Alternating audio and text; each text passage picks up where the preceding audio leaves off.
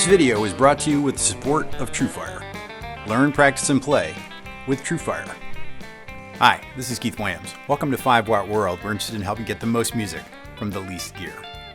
It's time for my list of the players who had the biggest impact on the music world playing a Fender Telecaster.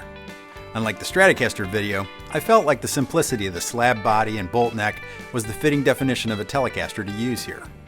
So as long as you look at the guitar and say to yourself, yep, that's a Tele, the player was considered here. This one was tough, and all my guitar playing friends sympathized with me while lobbying for their favorites. The variety of guitars and guitar styles here is fitting of an instrument that many would say is the first and last word in solid body guitar.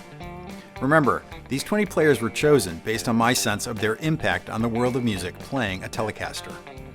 They played the songs we grew up to, or put the image of a Tele-wielding rocker in our young heads. So from that beginning to the present day, chosen for their impact, let's count down the top 20 Telecaster players that changed the world. If you enjoy our videos, make sure to subscribe, or grab a t-shirt, hoodie, or a Stomp preset pack to support what we do. And to become a bigger part of 5 Watt World, sign up for the Friends of 5 Watt on Patreon. There's a friend level to suit any budget. The links are in the description. Number 20, Jimmy Page. It's often joked that Jimmy Page is the man that launched thousands of Les Pauls playing a Telecaster. This refers to the fact that the guitar parts on Led Zeppelin I were played on a Telecaster. When Jeff Beck left the Yardbirds in the summer of 1966, he either gave or sold, depending on the story you've heard, his 1959 Telecaster to Page. Fascinated by the avant-garde fashion of the times, Page first added little mirrors to the top of the guitar. He then added a reflective pickguard. In '67, he was home alone when he thought he saw the outline of a dragon in the grain of the guitar, which had been stripped of its original paint. Using poster paint, he expanded on the dragon image. Page said the Telecaster fit perfectly, running into his Supro Coronado. The amp had fallen out of the back of the band at some point and was modified during the repair. Of course, after the first album, Page moved to using a '59 Les Paul that he bought from Joe Walsh, performing all those classic Zepp I songs on a Les Paul from that point forward. But most of that original record was recorded on that '59 Telecaster. Number 19, Albert Lee. Heavily influenced early in his career by Scotty Moore, Jerry Reed, and James Burton, English guitarist Albert Lee would go on to win Guitar Player magazine's Best Country Guitarist category 5 times. In the mid-'60s England, Telecasters were hard to come by, and at first he got hold of a rosewood board '60s Tele, finding the James Burton tones he'd been chasing, and he never looked back. Touring in the States, he was able to find and buy his famous '53 Tele.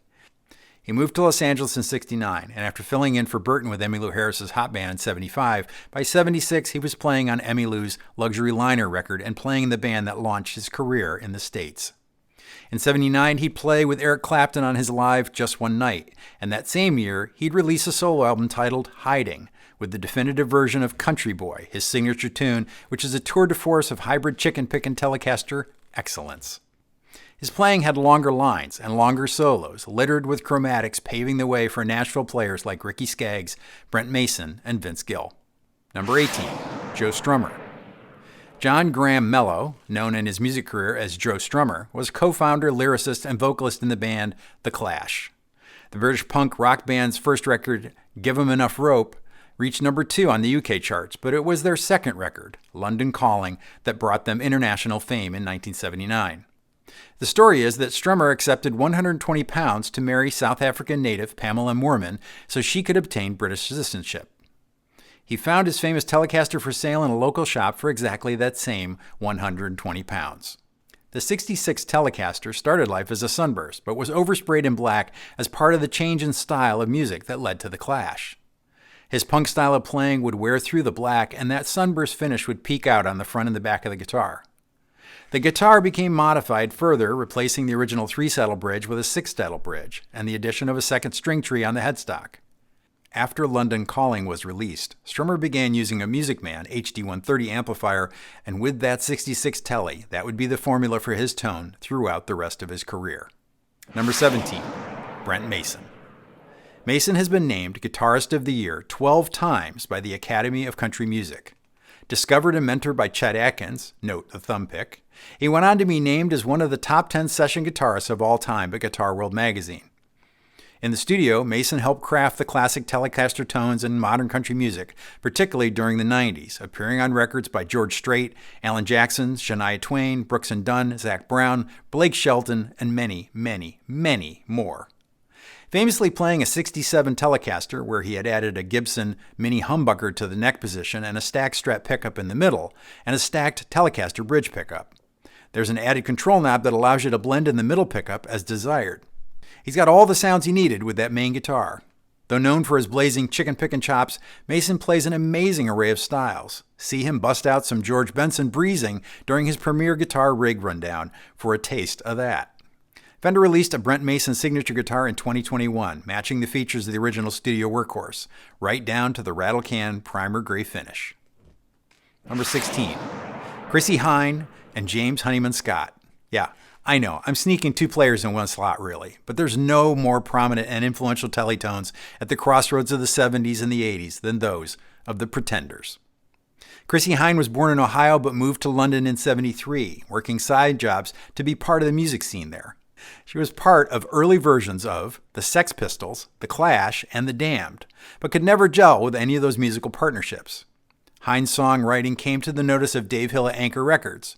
Further demos led Hind to putting together the guys that would go on to record the first Pretenders album. Released in January of '80, that record won the band's immediate success in both the UK and the US, pushed by the hit Brass and Pocket. That song has the classic chorus-drenched Tele bridge pickup used throughout their catalog. James Honeyman Scott proved to be the songwriting partner she'd been looking for and co-wrote many of the band's biggest tunes.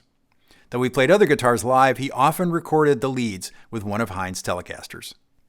Fender released a Hind signature guitar in 2021, replicating her original 65 Telecaster in many details. Ice blue metallic with a worn mirror pickguard, a 6-saddle bridge, vintage-style locking tuners, and low-output pickups wound to match the originals. Throughout, Hind's signature Boss CE2 chorus-drenched Telecaster drove some of the most influential tones of the decade. Number 15, Steve Cropper. Playing in the rhythm section at the Stax Records house band, Booker T and the MGs, Cropper played on Wilson Pickett's In the Midnight Hour, Otis Redding's Sittin' on the Dock of the Bay, Sam and Dave's Soul Man, and Albert King's album Born Under a Bad Sign. He famously added the hooks on the neck or middle pickup position through his tweed Fender Harvard amp throughout the late 60s. Cropper's Harvard is in the Smithsonian Museum in Washington, D.C. Of course, he was part of the band they put together to make the Blues Brothers movie, and then tour the music after the release.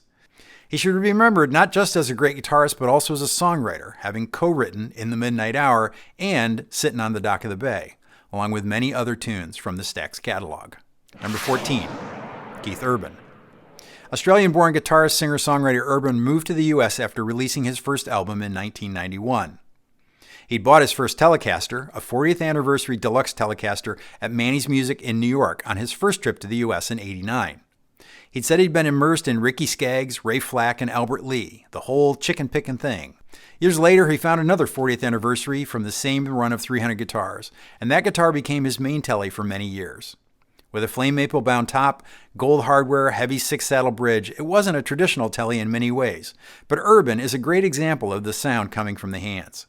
Urban's style of playing makes every guitar he picks up, Strat, Vintage Junior, or Tele, sound like a Telecaster.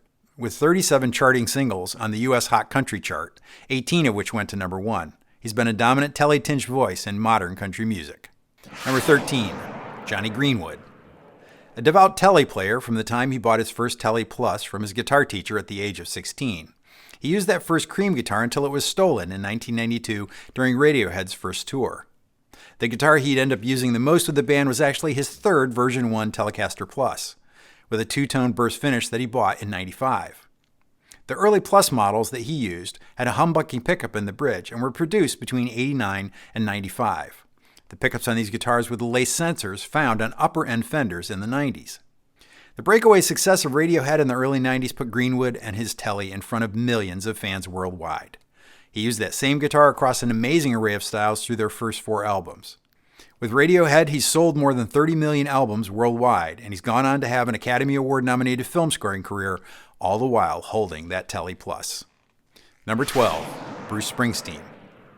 On the cover of Springsteen's 1975 Born to Run, he's holding a mud of a guitar that cemented the Telecaster as a cool rock tool for generations. A combination of 50s parts that he bought at Phil Patillo's shop in New Jersey for $185 in 1973. When Bruce sings, "I've got this guitar and I learned how to make it talk" on the tune Thunder Road from Born to Run, it's this Telecaster he's talking about. The neck is thought to be from a 57 Esquire, the single pickup guitar that predates the two-pickup Telecaster. According to Phil Patillo, the donor guitar for the body was owned by a record company who had had 4 pickups and 4 output jacks installed to run to 4 channels on a recording console. In this way, they could collect 4 times union scale for recording 4 slightly different sounding guitar parts in a single pass. Whether the story is true or not, the space under the pickguard was all hollowed out at some point, making an already light ash body even lighter. Springsteen connected with the light and resonant guitar and was attracted to the Telecaster by his love of Steve Cropper, James Burton, Jeff Beck, and Pete Townsend. Springsteen played the guitar in virtually every live show until 2005, when it became clear that the guitar was becoming too played out to continue using it on the road. He plays clones on the road now, with V-necks and custom pickups, but he does still break out the original for a special appearance, say, the halftime show at the Super Bowl? Such is the life of one of the best-known Telecasters and Telecaster players on the planet. Number 11, Julian LJ. Jazz guitarist LJ has brought the Telecaster back into the limelight with his use of one as his primary instrument for the past dozen years. Alternately using vintage Blackguard Teles and Danacasters built for him by Dan Strain and the Nacho Casters built by Nacho Banos, LJ has played some of the finest jazz being played today on some of the finest T-shaped objects available. LJ was a child prodigy, burning over jazz standards and studying classical music from an early age. Much like Teleman Bill Frisell before him, LJ's own writing and cover tunes range from jazz standards to what can only be termed folk tunes, albeit with quite modern harmony. I reached out to TrueFire to be my sponsor because I've used them for years. I'm currently working my way through Andy Wood's amazing Telecaster-based course. With over 2 million users worldwide, whether you're a beginner, intermediate, or advanced level player, TrueFire has lessons to enhance and inspire your playing. Get 35% off courses using the promo code 5watt35, or like I do, sign up for the All Access Pass to use the entire TrueFire catalog. I really like TrueFire, and I think if you give them a shot, you'll like them too. Sign up now to start your journey to being a better guitarist. I'd like to thank TrueFire for their support in making this video. Number 10, Jim Root. Guitarist with thrash metal band Slipknot, Root has been one of the most visible users of a Telecaster in the metal community, filling the role of one of its primary songwriters, rhythm, and lead guitarist in that band. Root's signature Telecaster is the guitar on this list furthest from the original spec, and some might argue that it is a Tele in shape only. Starting with a Fender endorsement in 2007, the SIG model has a slab mahogany body with a tummy contour and a slightly shaved heel. The guitar is rear-routed for pickups and controls, but has a traditional shaped Telecaster pickguard as well. An EMG 81 in the bridge position is joined by an EMG 60 in the neck. Necks are maple and are modeled after a fast Jackson Charvel style neck. Fretboards are either maple or ebony, and it has a flat white finish on the body and black hardware. A single volume knob provides simple control of more or less grind for use in his hard rock context, putting the Tele in front of audiences used to much more modern shaped guitars. Number 9, Albert Collins. Referred to as the master of the Telecaster, Albert Collins had a unique and aggressive style of blues that influenced players from blues to rock to country. After seeing Clarence Gatemouth Brown playing an Esquire, he decided to switch. He couldn't afford a Telecaster, so he bought the less expensive Esquire, then had a local guitar store add a Telecaster neck pickup. This was the guitar he used on his earliest recordings, but after moving to California, he bought the guitar he played for the rest of his career, a 1966 maple cap neck, natural ash body Fender custom Telecaster, with an added Gibson PAF humbucker pickup fitted in the neck position. He used an unusual tuning, which was essentially an open E minor, and then he would capo high up on the neck, between the 5th and 9th fret, depending on the key he wanted for the tune. His best-known solo record is 1978's Ice Pickin', and it led to a wider recognition.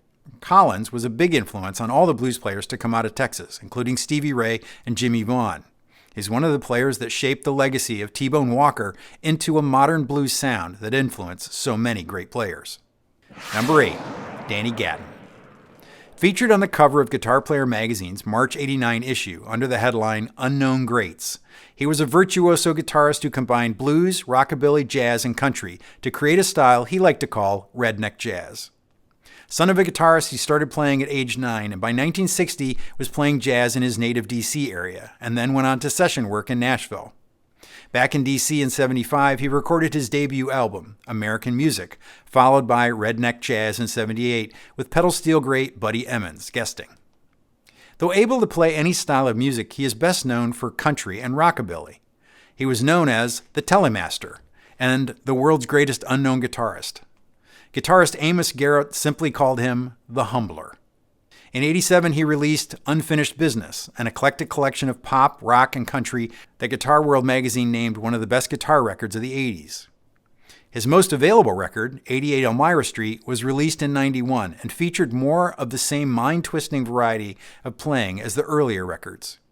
The next year, he recorded the more jazz-oriented New York Stories, and in '94 made a record with Hammond B3 master Joey DeFrancesco, titled Relentless. Having struggled with depression, he sadly took his own life in October of 1994. I am confident if he had lived longer, we'd be comparing every hot new picker to Danny Gaton, because Gaton set the bar.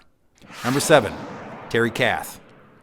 Jimi Hendrix is quoted as saying that Kath was his favorite guitarist.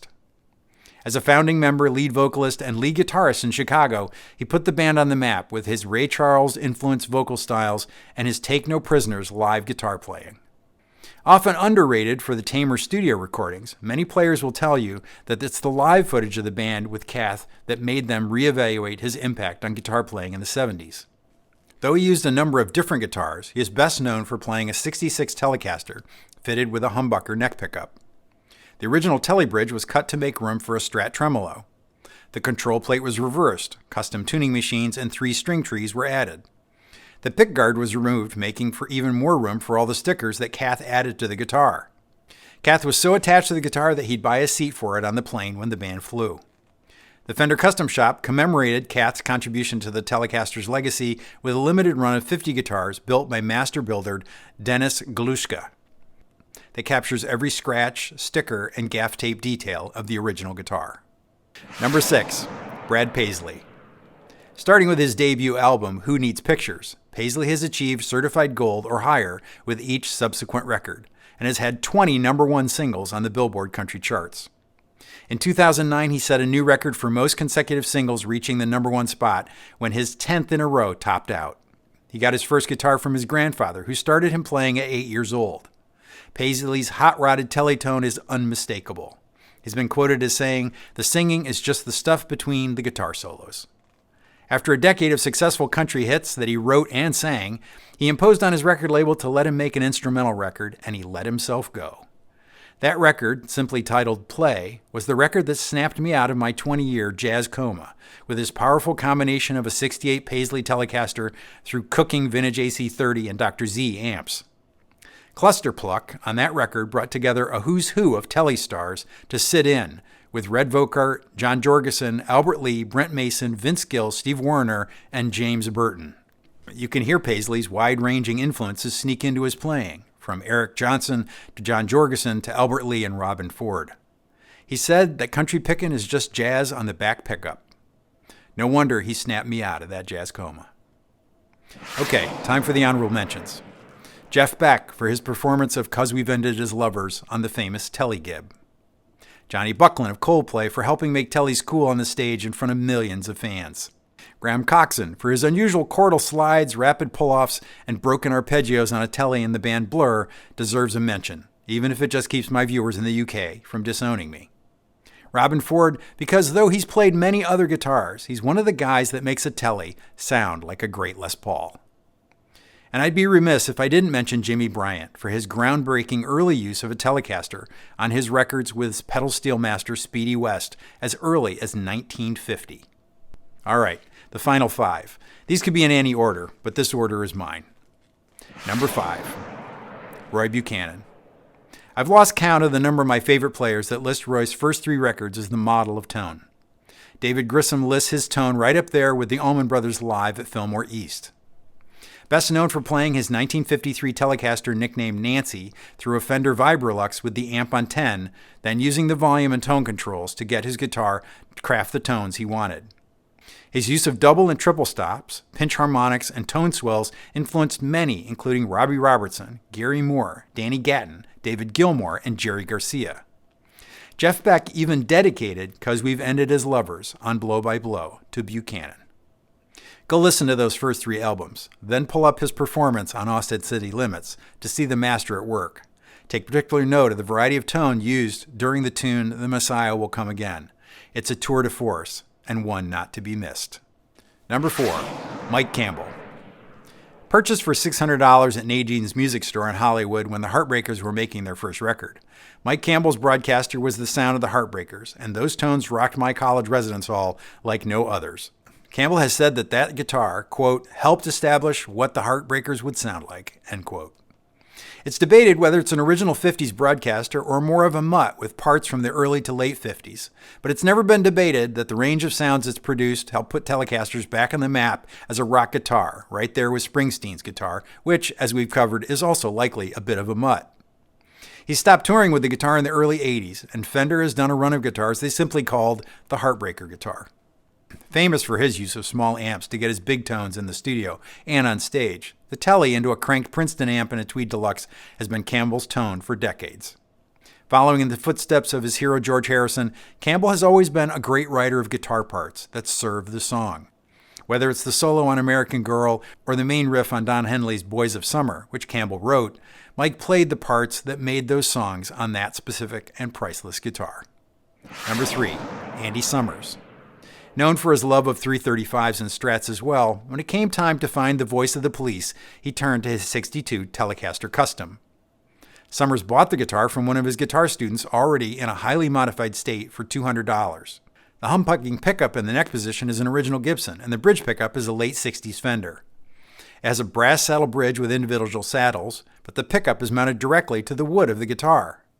There's a switch for a preamp with the knob below the control plate that controls the amount of gain from that preamp.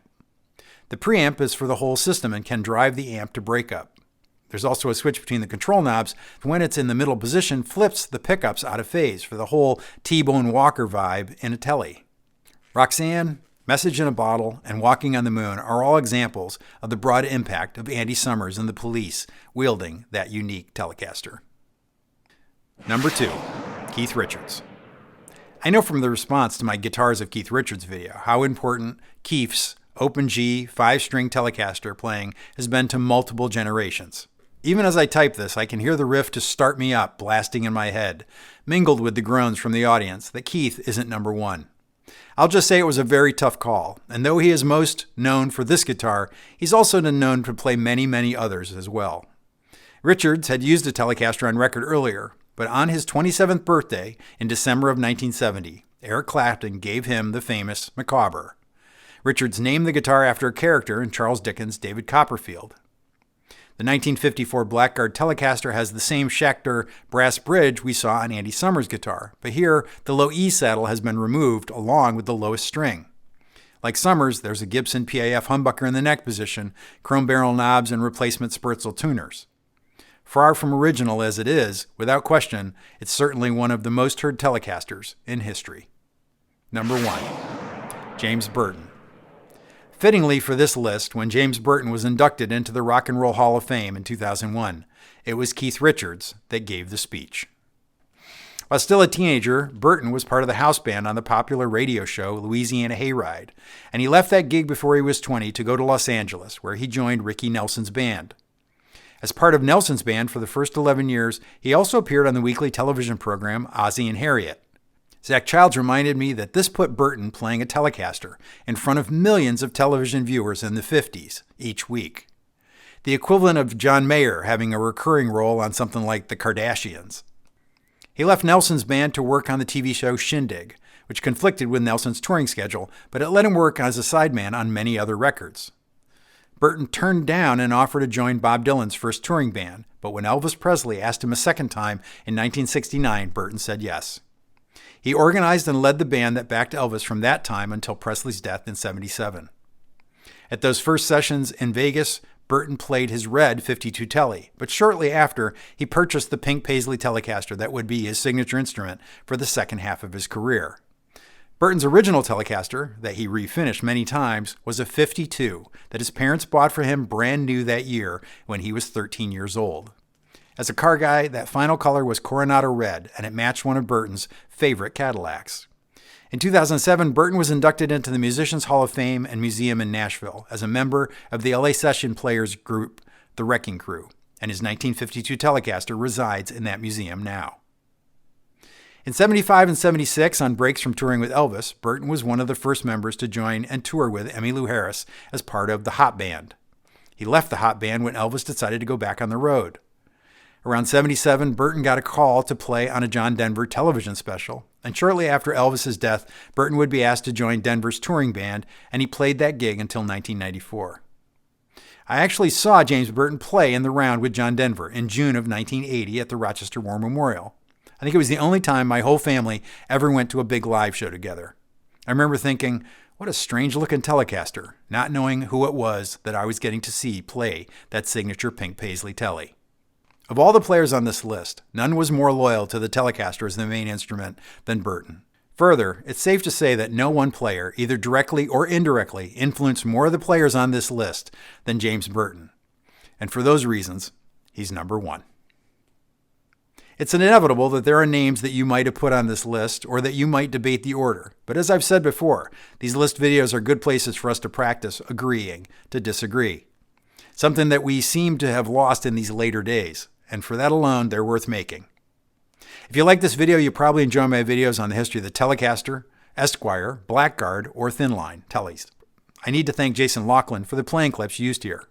Jason was the one who was quick to remind me that Jimmy Bryant was the first Telecaster hot picker and had a lot to do with the newfangled guitar being accepted in the Southern California crowd that Leo Fender ran with. See Jason's excellent courses on TrueFire to get some of this Telecaster mojo into your own playing. I need to thank my good friend and Tele mentor, Zach Childs. If you hear Zach's voice throughout this video, it's because I know to steal from the very best. I want to thank everyone that stopped by the store and picked up a hoodie, a hat, t-shirt, or a Stomp preset pack.